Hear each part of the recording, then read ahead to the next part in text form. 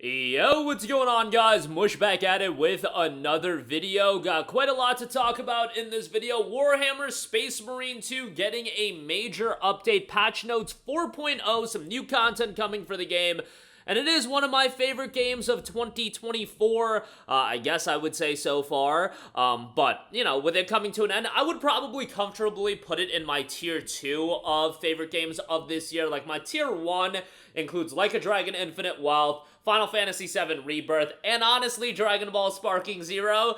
Tier 2, I would put the Warhammer Space Marine 2s, maybe the Persona 3 Reloads, like those games I would probably put tier 2, but I really enjoyed Warhammer Space Marine 2. I get the issues people had with the game, but we'll talk about this update and a lot of notes to go over, so let's just get right into it. Patch notes 4.0, new content for Operations. Hi Space Marines, the latest patch is here, and it brings new content along with various tweaks and improvements. Make sure you read the full notes, which we are going to go over in this video. New operation, Termination. This new operation takes place on planet Kodaku. New dreadful foes have arrived.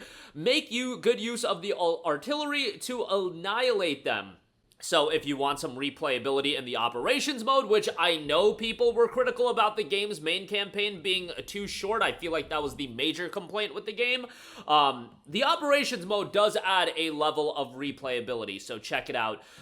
Definitely something to play with friends as well. Added lethal difficulty for operations as well. Major highlights of it include ammo crates have limited refills per player.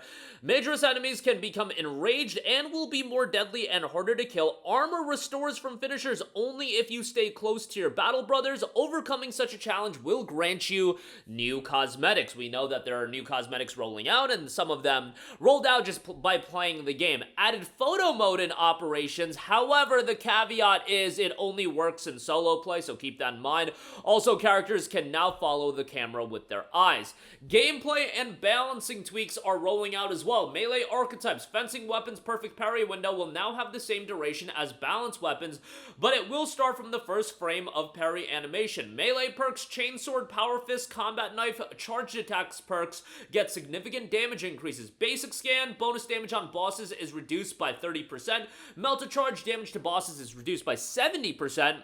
Enemy spawn director PvE, tweaked idle spawns, enemy variety within waves is now less random while enemy variety between waves is bigger. Extremist enemies can now spawn with additional enemies.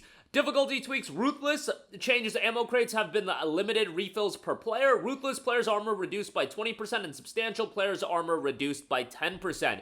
A note from the dev is also listed. With patch 3, we have noticed that operations mode became noticeably easier, especially chaos operations. We are happy with what we have right now compared to what we had on release, because before patch 3, chaos missions were unpopular. Still, we think that currently operations mode is a bit too easy. Overall, these changes are going to make operations mode harder, but it is difficult to measure by how much. We'll continue to monitor these changes and we'll continue to adjust the balance of operations mode. This is not the last change. PvP adjustments. Increased delay between announcer messages in PvP. The starting animation of the grapnel launcher for the Vanguard is shorter in PvP, and fixed power fist in PvP, dealing too much damage with short charge attacks. AI changes. Enemy dodge is globally replaced full invulnerability on dodge moves of enemies with heavy melee damage resistance, and rubric marine with bolt gun disengage teleport max distance is slightly reduced. You've got customization changes, more options for color customization for chaos,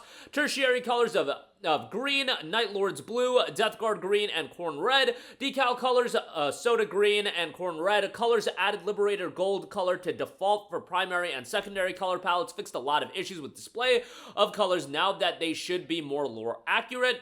Decals added new Chaos Faction decals for the right shoulder as well. Level changes, Vox Liberatus, a disabled respawn until the last altar in the final arena, and then we do have some general fixes as well. Fixed a bug where the Assault perk Ascension could kill its owner, fixed a bug where the Sniper perk targeted shot wasn't always working in some cases, fixed an unintended animation cancel with the Bulwark by using the block, which resulted in faster attacks, fixed an issue with the Tactical Team perk Close Targeting not triggering properly, fixed an issue with the Tactical perk Radiating Impact not triggering properly, Fixed an issue with the Sniper Perk Guardian control cooldown not working properly. Fixed an issue where sound was lost after switching the speaker configuration. Fixed several issues in trials. Fixed several issues that were causing loss of saves. And the Thunderhammer perk, a patient's rewarded description, is now accurate with its actual effect, added when your health is below 30%. Lots of minor UI fixes and improvements. Lots of minor animation fixes and improvements. Localization fixes.